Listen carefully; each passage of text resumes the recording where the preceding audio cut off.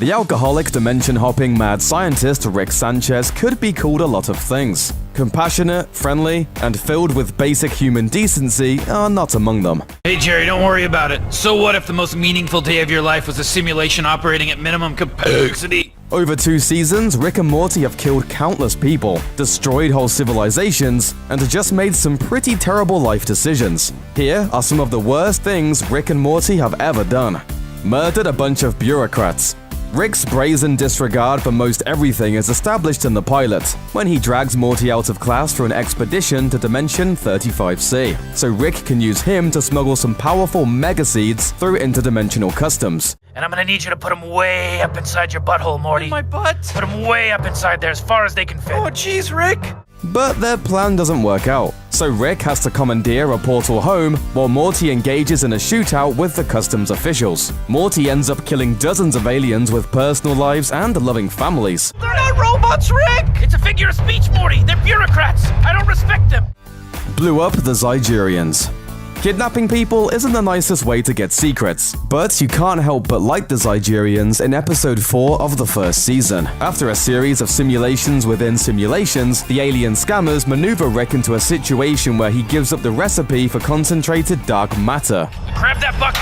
Okay, 2 parts plutonic quarks, 1 part cesium. But as usual, Rick is 1 step ahead of them the whole time. The Zygerians try out the recipe and blow up their entire ship, which would have been bad enough, but of course the show adds this little tidbit right before they all die.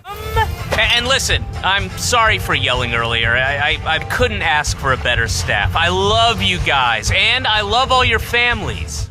Man, it's like Rick can only destroy things with families. Cronenberg's of the world. Rick's done some pretty bad things, but leaving an entire reality in the grip of horrible suffering might be one of the worst. After inadvertently making the entire population of Earth fall violently in love with Morty, Rick fixes the problem with a little science. What are we gonna do, Rick? It's gonna be fine, Morty. Relax. I whipped up an antidote. It's based on praying mantis DNA.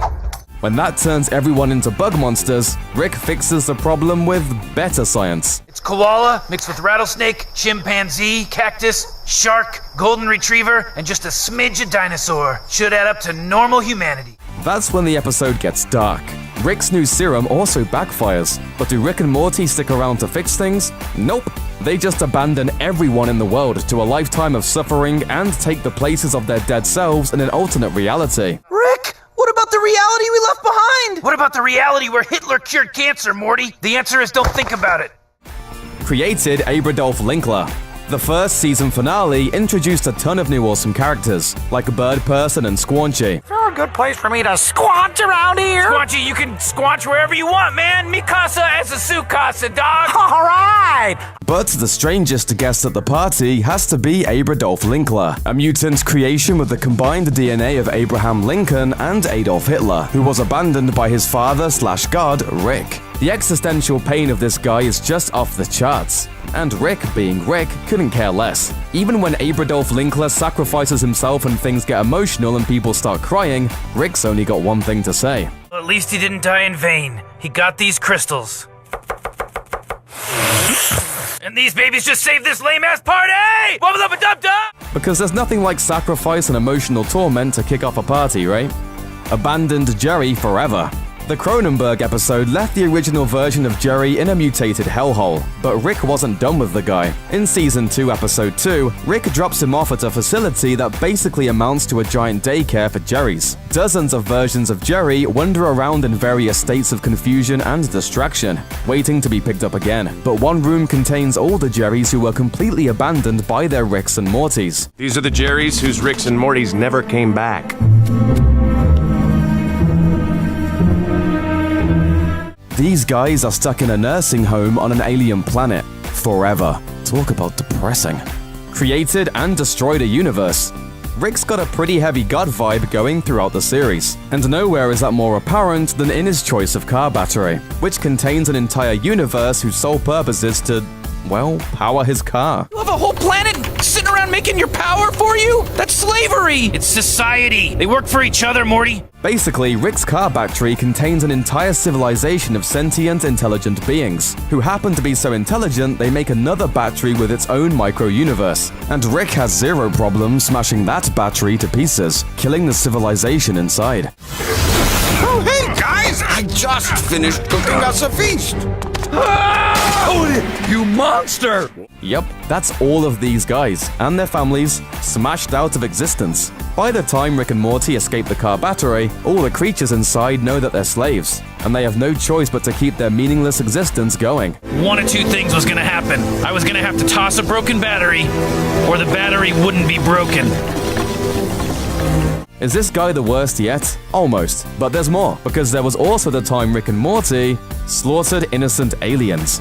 In Season 2's penultimate episode, Rick and Morty stop for windshield wiper fluid on a planet which is about to commence the festival. You've been able to sustain world peace because you have one night a year where you all run around robbing and murdering each other without consequence. That's right. What? It's like The Purge, Morty. That movie, The Purge. Rick convinces Morty to stick around and watch The Purge, and they try to save a girl, and it all backfires when they get caught up in the middle of the mayhem. The hardest working liver in the galaxy, Morty. And now it has a hole in it. I hope it was worth it. I was just trying to do right. Yeah, well, that's not really the theme of tonight's party. Heads up, rapists. In the end, they strap on a pair of powered battle suits and go to town on the townsfolk, killing just about everyone. Really going for it over there, huh?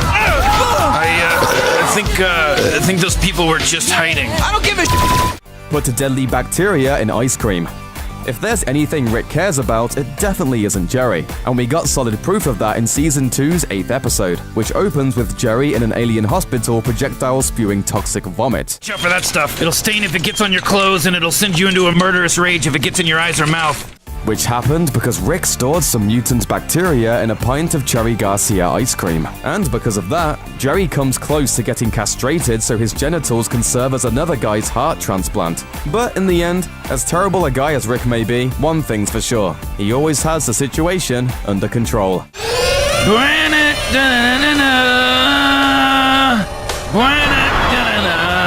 Thanks for watching. Click the looper icon to subscribe to our YouTube channel.